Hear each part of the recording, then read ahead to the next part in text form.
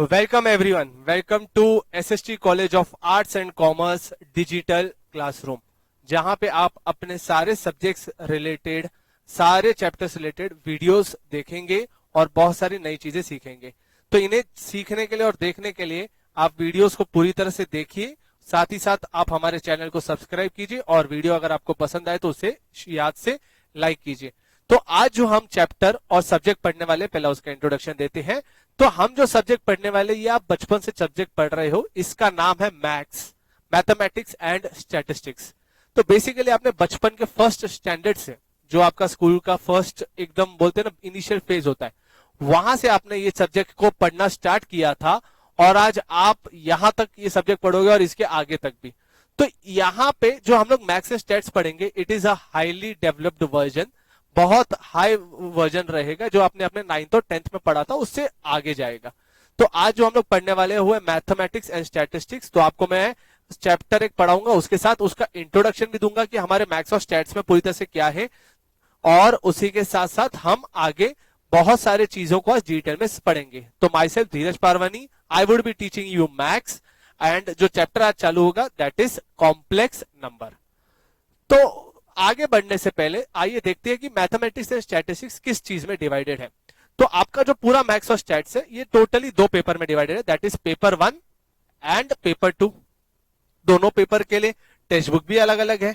तो पेपर 1 किस तरह से रिलेटेड है, तो पेपर 1 पूरी तरह से आपका रिलेटेड है अलजेब्रिक कैलकुलस। अलजेब्रिक मतलब यहाँ पे आप लोगों ने जो 9th और 10th में कंस्ट्रक्शन पढ़ा था, वो सब पढ़ा था, वो यहाँ पे बिल्कुल नहीं आएगा। आप वही सब चीजों का यहाँ पे आगे कंसेप्ट पढ़ोगे, बट यहाँ पे सिर्फ और सिर्फ अलजेब्रिक कैलकुलस होगा, कंस्ट्रक्शन पार्ट नहीं रहेगा। तो आप लोगों ने जो एग्जांपल मैं बोलूं, बेसिक जो आप लोगों ने सर्कल पढ़ा था, कोनिक्स पढ़ा था, वो सब यहाँ पे रहेगा, बट यहाँ पे कंस्ट्रक्शन नहीं रहेगा, इनका कैलकुलेशन। उसी के साथ पेपर 2 आपका पूरा स्टैटिस्टिक्स के साथ रिलेटेड होगा। Stats is a very important part of maths. यहां से आप बहुत सारे चीजों को एनालाइज करना सीखते हैं, कि आप किस तरह से उसको एनालाइज कर सकते हैं और किस तरह से उसके लिए अपने यूज कर सकते हैं। ये बिजनेस कंडीशंस के लिए बहुत बहुत ज्यादा इंपॉर्टेंट है। हर एक बिजनेस में एक, अगर आप कंपनी खोलते हो तो वहां पे एक पूरी टीम होती है जो सिर्फ स्टैटिस्टिक्स एंड एनालिसिस करती है, जहां पे आप कंज्यूमर मूड्स और वो सब देखते हैं। तो ये बहुत इंपॉर्टेंट पार्ट है मैथ्स का, जो आप यहाँ पे पढ़ने वाले हो। This is exactly completely new for you all. ये होने के बाद हमारे जो table contents, that is mathematics and statistics paper 1 में आपके सामने क्या क्या कंटेंट्स होंगे। तो ये चैप्टर नंबर 1 होता है सेट्स एंड रिलेशंस। अगेन आप इसको 9th स्टैंडर्ड में पढ़ चुके हो, तो हम इसको थोड़ा और आगे लेके चलेंगे। तो बेसिकली सेट्स का रिवीजन होगा, रिलेशंस क्या होते हैं आप ये समझोगे। Again second chapter functions, it is completely dependent upon sets and relations. आप फंक्शंस को यूज कर चुके हो, बट एक्चुअली फंक्शंस होते क्या है ये आप लोगों को यहाँ पे सीखा जाएगा। आपने 9th और 10th में फंक्शंस यूज किए हैं, बट आपको मालूम नहीं था वो फंक्शंस है, बट यूज कर चुके हो। तो यहाँ पे आप सीखोगे एक्चुअली में फंक्शन होता क्या है।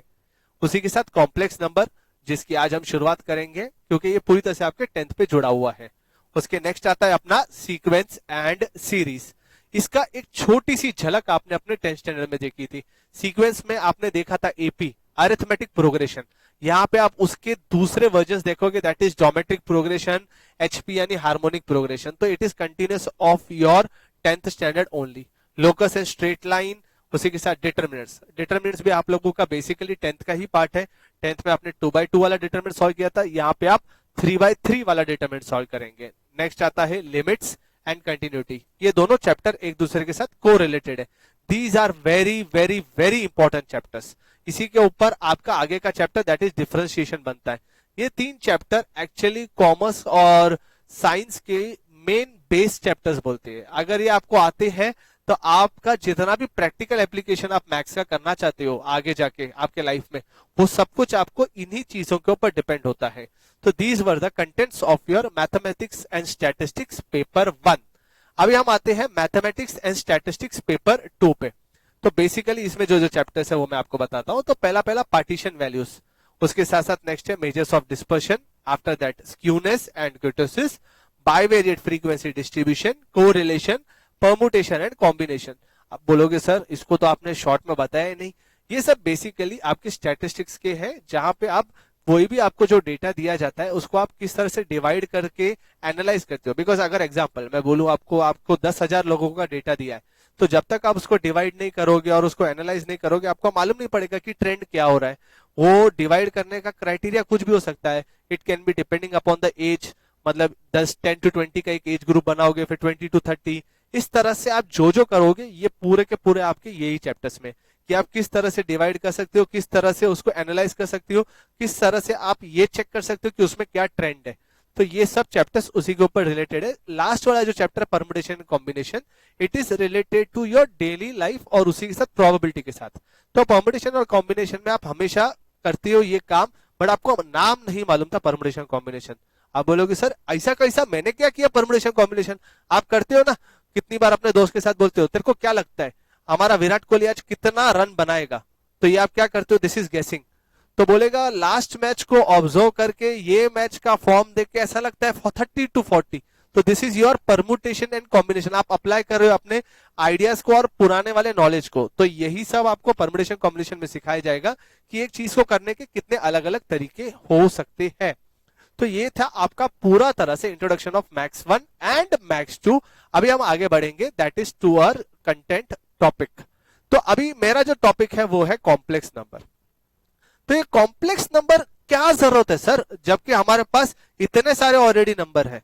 तो मेरा पहला क्वेश्चन आता है, why complex number is necessary, क्यों तुमको कॉम्प्लेक्स नंबर चाहिए। तो अभी आप बोलोगे सर कि इतने सारे ऑलरेडी नंबर्स है, जहां पे आप लोगों ने ऑलरेडी पढ़ा था होल नंबर। होल नंबर वो नंबर्स होते हैं जो स्टार्ट होते हैं 0 से और ये जाते हैं इंफिनिटी तक। इसके अंदर आपके जो फ्रैक्शन वैल्यूज होते हैं वो एग्जिस्ट नहीं करते, मतलब पॉइंट वाले आंसर नहीं आते। अगर आप 0 से स्टार्ट कर रहे हो तो नेक्स्ट आंसर आएगा 1, फिर 2, फिर 3, फिर 4। आपको 1.1, 1.2 इस तरह का कभी भी दिखने नहीं मिलेगा होल नंबर्स में। उसके बाद आपका आता है नेचुरल नंबर। तो आप बोलोगे सर नेचुरल नंबर 1 से स्टार्ट होता है और इंफिनिटी तक जाता है, तो 1, 2, 3, 4 इस तरह से। इसके अंदर भी अगेन फ्रैक्शन वैल्यूज नहीं आते, मतलब 1.1, 1.2, 1.11 इस तरह का कोई भी वैल्यू एग्जिस्ट नहीं करता है। तो अगर आप होल नंबर और नेचुरल नंबर में डिफरेंस ढूंढोगे तो डिफरेंस सिर्फ एक 0 का है, कि होल नंबर में 0 भी आता है और नेचुरल नंबर में 0 नहीं आता है। उसके बाद आपने नेक्स्ट नंबर सिस्टम पढ़ा था इंटीजर। तो इंटीजर पढ़ा था, तो इंटीजर कहां से स्टार्ट होता है, माइनस इंफिनिटी से लेके प्लस इंफिनिटी, मतलब उसमें सारे नेगेटिव और पॉजिटिव नंबर आते हैं, बट उसके अंदर अगेन पॉइंट या फ्रैक्शन वाला नहीं आता है। जहां पे आपके जो भी फ्रैक्शन वैल्यूज होते हैं जैसे 1.1, -1.2 ये सब नहीं होगा, -3, -2, -1, 0, 1, 2, 3 ये सारे नंबर चलेंगे, पॉइंट वाले नहीं। तो सर इतने 3 नंबर बता दिए बिना पॉइंट वाले, एक पॉइंट वाला भी बता दो। तो पॉइंट वाला हमारा होता है रियल नंबर, जिसके अंदर आपके सारे नंबर्स आ जाते हैं। This is all the main set, पूरी तरह से सबसे मेन सेट होता है रियल नंबर्स।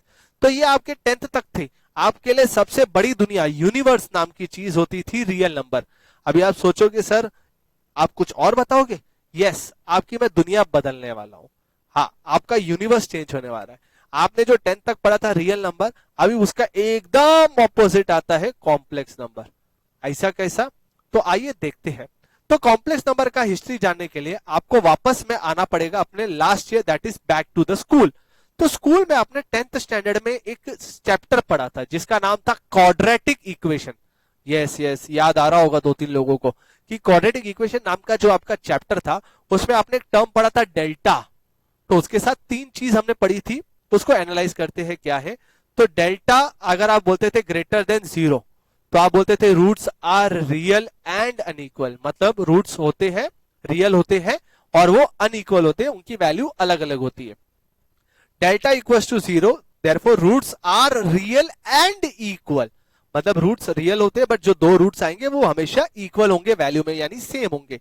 और ये आपका सबसे फेवरेट कंडीशन हर बच्चे को पसंद आती थी कि जैसे ही आप देखते थे डेल्टा लेस देन 0 मतलब आप बोलते थे रूट्स डज नॉट एग्जिस्ट। इतना मजा आता था लोगों को, इतना मजा आता था, बोलते थे सर बहुत मजा आता है इसमें, क्यों, इसके बाद सम ही नहीं सॉल्व होता था। तो बहुत खुश हो जाते थे बच्चे, सर सम ही नहीं सॉल्व होता है, इतना करके छोड़ देने का, आगे करने की जरूरत नहीं। तो आप लोगों ने ये जो पढ़ा था तो इसका एक और नाम आपको पढ़ाया होगा किसी किसी जगह पे कि डेल्टा लेस देन 0 तो आप रूट्स आर नॉट एग्जिस्ट लिखते थे, या दूसरा आप लिखते थे roots are not real. Delta greater than 0 तो आप बोलते थे roots are real, delta less than 0 बोलते हो तो रूट्स आर नॉट रियल। तो ये जो रियल नहीं होते वो क्या होते हैं, वो होते हैं इमेजिनरी, और इसी के ऊपर आज आप पढ़ोगे क्यों होते हैं। तो थोड़ा सा मैं ये डेल्टा लेस देन जीरो को एनालाइज करने की कोशिश करता हूं। अभी लेस देन जीरो का मतलब क्या होता है? लेस देन जीरो का मतलब होता है नेगेटिव नंबर। तो जब भी डेल्टा लेस देन जीरो बोलोगे तो डेल्टा इज नेगेटिव। तो जब भी डेल्टा नेगेटिव की बात करते हो तो आप लोगों के लिए वो डेल्टा एग्जिस्ट नहीं करता है। दो तीन लोग शॉक में आते क्यों नहीं एग्जिस्ट करता है। तो आइए इसको एकदम डिटेल में देखते हैं कि जब भी डेल्टा लेस देन जीरो होता है तो वो नेगेटिव कहलाया जाता है और क्यों नहीं एग्जिस्ट करता है। तो आइए डेल्टा के ऊपर थोड़ा हम लोग गौर फरमाते कि हिस्ट्री ऑफ डेल्टा क्या है, बेसिकली डेल्टा कौन था।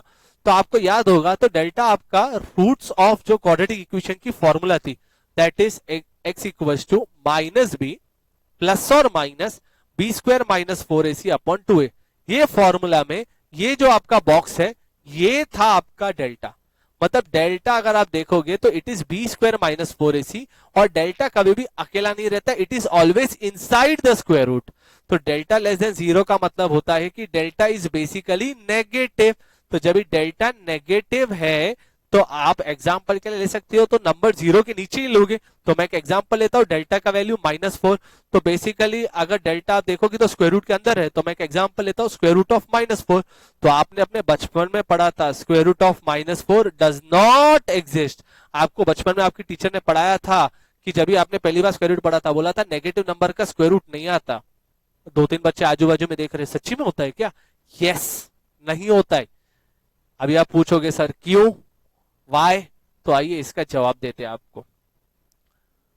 तो क्यों किसी भी square root of negative number does not exist, क्यों, वाई? सबसे बड़ा दिमाग में आता है क्वेश्चन वाई। तो इसके लिए एग्जांपल लीजिए आप अपना। आप आपके घर पे हो, आपके घर पे एक टेबल होगी, वहां पे एक मोबाइल रखा हुआ है, एक रास्ता यानी एक एग्जांपल टाइल से एक रास्ता है वहां पे जाने का।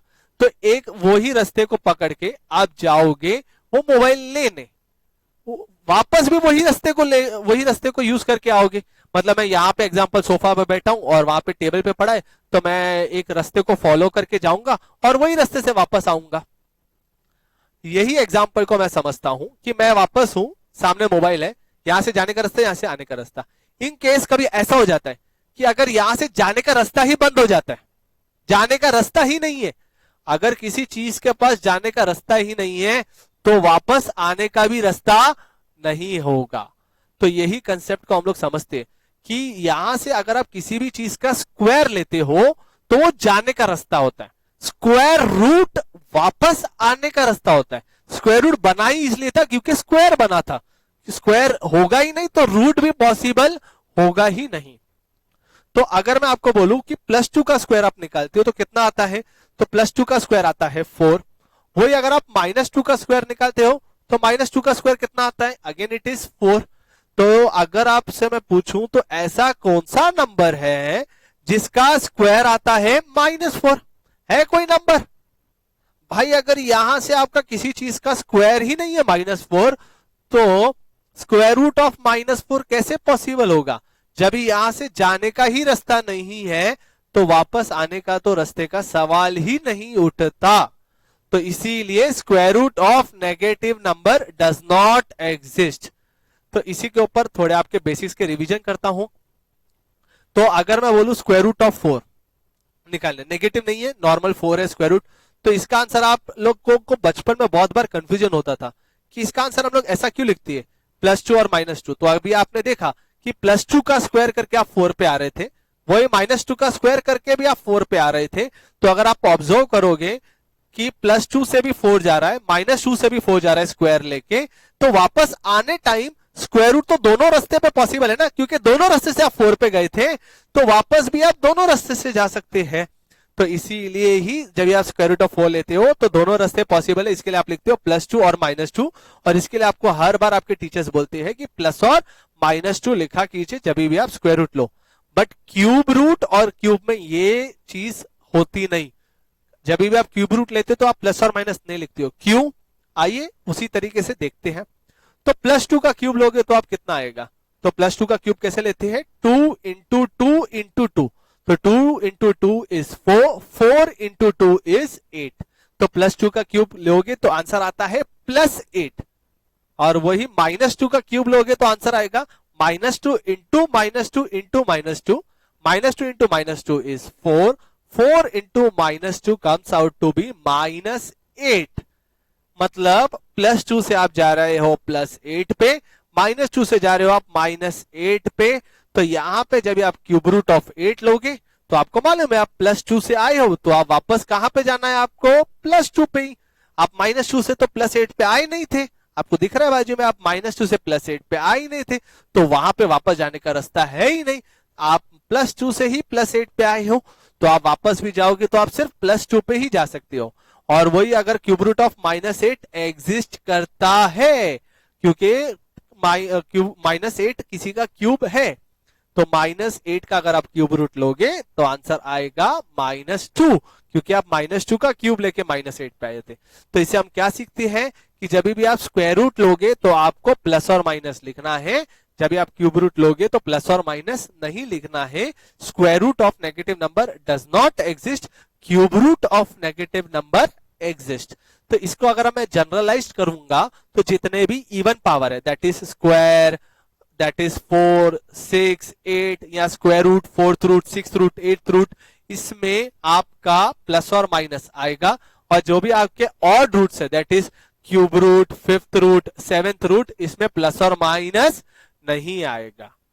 ओके, तो इसी के साथ चलते हैं। सर आपने हमको परेशानी तो बता दी, अभी उसका सॉल्यूशन तो बताओ कि उसका सॉल्यूशन क्या होगा।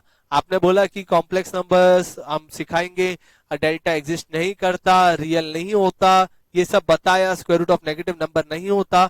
अभी ये तो बताइए इसका सॉल्यूशन क्या होता है। तो आइए हम लोग एग्जांपल लेते हैं स्क्वायर रूट ऑफ -4 का ही।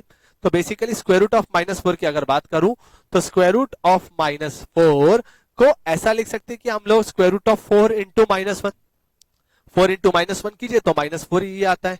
तो we are differentiating the powers, powers को सेपरेट आउट करते हैं।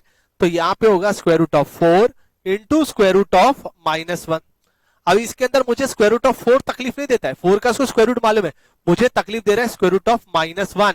तो ये स्क्वायर रूट ऑफ -1 को मैं मान लेता हूं आई, ये स्क्वायर रूट ऑफ -1 को क्या मान लेता हूं मैं, आई। आई स्टैंड्स फॉर आयोटा, और उसी को ही इमेजिनरी कहा जाता है। तो अभी आप सीख लोगे कि बच्चा लोगों जब भी किसी का भी अगर रूट्स रियल नहीं होता है तो वो होता है हमेशा imaginary, and complex numbers are those numbers which deals with imaginary numbers. जब भी आपको स्क्वायर रूट दिखेगा तो आपके दिमाग की बत्ती जलनी चाहिए। जब भी आपको square root of negative number दिखा मतलब आपका रियल नंबर से आप बाहर आ गए हो, आप एकदम अलग दुनिया में आए हो जिसका नाम है कॉम्प्लेक्स नंबर। और यहाँ पे जो भी काम होता है वो आई से होता है, यानी इमेजिनरी से होता है। तो अगर मैं इसको स्क्वायर रूट ऑफ -4 को लिखूंगा तो स्क्वायर रूट ऑफ 4 का वैल्यू आता है 2, और स्क्वायर रूट ऑफ -1 को मैंने डिनोट किया है I, where I is nothing but square root of -1। तो मतलब आप किसी भी नेगेटिव स्क्वायर रूट को इसी तरीके से स्प्लिट कर सकते हो। एक और एग्जांपल देखते हैं। अगर आप स्क्वायर रूट ऑफ -9 करना चाहते हो तो प्लीज आप ट्राई कीजिए, मेरे वीडियो को पॉज कीजिए और कमेंट में इसका आंसर लिखिए। तो square root of -9, okay, hopefully किसी ने आंसर लिख दिए होंगे कमेंट बॉक्स में। स्क्वायर रूट ऑफ -9, इसको भी वैसे ही लिखेंगे, square root of 9 into -1, square root of 9 into square root of -1। तो स्क्वायर रूट ऑफ 9 हम सबको मालूम है 3, और स्क्वायर रूट ऑफ -1 को हम नाम देंगे आई, जहां पे आई की वैल्यू है स्क्वायर रूट ऑफ -1। तो यहां पे आपने देखा कि आप किस तरह से किसी भी नेगेटिव नंबर को आपके आई के फॉर्म में लिख सकते हैं। तो इसी के ऊपर आज हम लोग कुछ एग्जांपल्स स्टडी करेंगे, जहां पे हम अपनी फर्स्ट एक्सरसाइज पे जाएंगे। ओके, तो सिंप्लीफाई कर रहे हैं, तो that is square root of -16 plus 3 square root of -25 plus square root of -36 minus square root of -625। तो ये सम है हमारा। तो इसके अंदर अगर आप देखोगे तो जिस तरह से आपने वही नॉलेज यूज किया, मैं वही यहाँ पे सेम यूज करूंगा। आपने स्क्वायर रूट ऑफ -4 को किस तरह से स्प्लिट किया था, आपने उसको लिखा था square root of 4 into square root of -1। तो यहाँ पे भी स्क्वायर रूट ऑफ -16 को सेम तरीके से स्प्लिट अप करूंगा। It is square root of 16 into square root of -1 plus 3 again square root of -25 को root of 25 into root of -1। Similarly root of -36, root 36 into square root of -1, 625 के लिए भी हम लोग सेम लिखेंगे। तो बेसिकली अगर आप स्क्वायर रूट ऑफ 16 लेते हो, आपको मालूम है that is 4, and square root of -1 that is I, 3 into square root of 25 that is 5 or square root of minus 1 that is I, 36 that is square root is 6, square root of minus 1 is I, and minus 625 का square root 25, square root of minus 1 is I. तो basically अगर मैं multiply को complete करता हूं तो पहला 4i, next 3 into 5 that is 15i, next 6i minus 25i. तो मैंने इस स्टेप में बेसिकली सिर्फ और सिर्फ उसको मल्टीप्लाई किया है. तो यहां पे पहले जितने भी ऐड वाले टर्म्स हैं उनको साथ में ऐड कर लेता हूं और फिर फाइनल से सबट्रैक्ट. तो example 4 plus 15i plus 6i, अगर आप इसको टोटल करोगे तो 4 plus 15 is 19, 19 plus 6 is 25i, therefore it is 25i minus 25i. जब भी आप 25i minus 25i करोगे तो आंसर इज 0i. i सिर्फ रिप्रेजेंटेशन के लिए लिखा है, एक्चुअली आंसर 0 ही है. तो बेसिकली ये पूरा जो आपका सम है that is square root of minus 16 plus 3 square root of minus 25 plus square root of minus 36 minus square root of minus 625. इसका आंसर आता है 0i. तो इसी के साथ आप लोगों को होपफुली ये समझा होगा. हम अभी सेकंड सम की तरफ बढ़ते हैं, बट इसको थोड़ा सा इंटरेक्टिव बनाते हैं. सेकंड सम मैं आपको दिखा रहा हूं, आप मेरे वीडियो को पॉज कीजिए, कोशिश कीजिए उसको ट्राई कीजिए करने की. अगर होता है तो कमेंट बॉक्स में आंसर डाल दीजिए और उसी के साथ अपना आंसर को वेरीफाई कीजिए. मैं वो आपको सम करा रहा हूं. तो सेकंड सम उसी का ही क्वेश्चन का second sum, 4 square root of minus 4 plus 5 square root of minus 9 minus 3 square root of minus 16.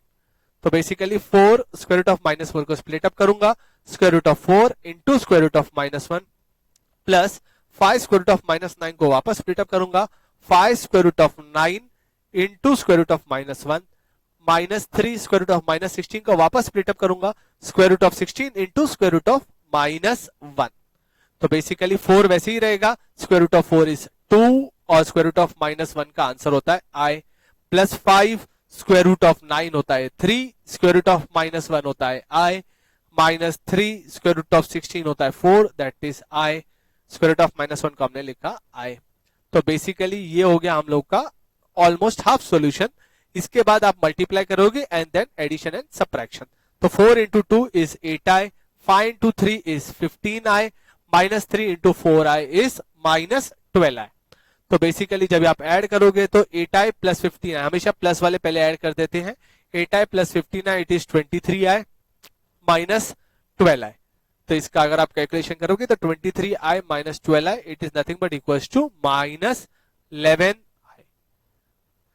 तो इसका आंसर होगा माइनस, और इसका आंसर होगा 11i. बेसिकली जिन जिन लोगों ने कमेंट बॉक्स में राइट आंसर दिया है, कॉन्ग्रेचुलेशंस टू यू. आप लोग एकदम राइट पाथ पे हो, आप एकदम परफेक्टली कंसेप्ट समझ रहे हो. तो इसी के साथ हम लोगों ने एक नया कंसेप्ट पढ़ा, कॉम्प्लेक्स नंबर क्या होता है इसके बारे में पढ़ा, और इसी के साथ हम लोगों ने कुछ सम्स को आगे सॉल्व किया. होपफुली आपको आज का पूरा कंसेप्ट समझ में आया होगा. आपको अगर हमारा वीडियो अच्छा लगा तो प्लीज उसको लाइक कीजिए एंड चैनल को सब्सक्राइब करना मत भूलना, ताकि आप और इन वीडियोस को देख सके और अपने कंसेप्ट्स और अपने चैप्टर्स का प्रिपरेशन स्टार्ट कर सके. आपको इन्हीं के साथ हम लोग सारे कंसेप्ट्स और आगे जितने भी चैप्टर्स होंगे उनको सब कुछ अच्छे से एक्सप्लेन करेंगे. तो please stay tune with SST college of arts and commerce digital classroom at YouTube.